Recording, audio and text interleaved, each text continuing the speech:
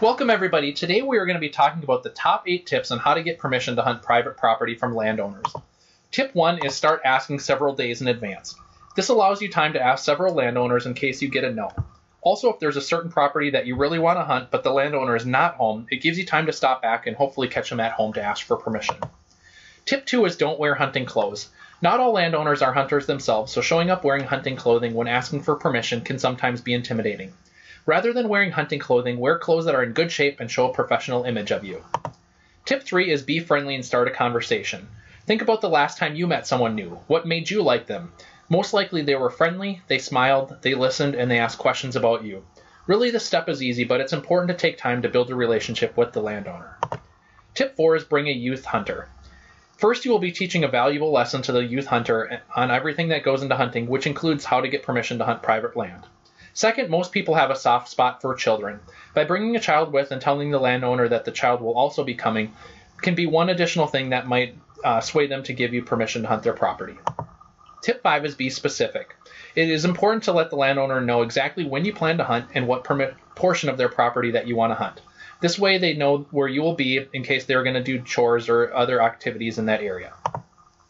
Tip 6 is a landowner permission form. Depending on the state you are hunting, it might be necessary to get a landowner permission form to hunt on private property. Typically, these are very brief forms that you'd have the landowner sign off on that outlines the days and times that you have permission to hunt. This is one good way to make sure that there's no miscommunication between you and the landowner regarding hunting permission. Tip 7 is do a favor in return. Many people own land that you'll be asking for permission to hunt on, use their land for income or other personal use.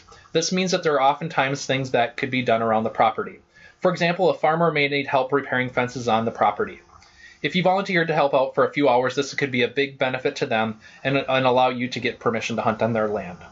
And tip 8 is simply just don't be afraid to ask. When I first started to ask for landowner permission to hunt private land, it was nerve-wracking.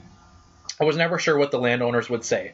Now that I have done it many times, I can tell you that the fear is all in your mind. If you treat the landowners respectfully and kindly, many times they will give you permission. The few times that people have said no to me, they were still always nice about it. One of the most common reasons that they would say no is that they use the land for hunting themselves, or they have a family member use their land. These are all respectable reasons to say no.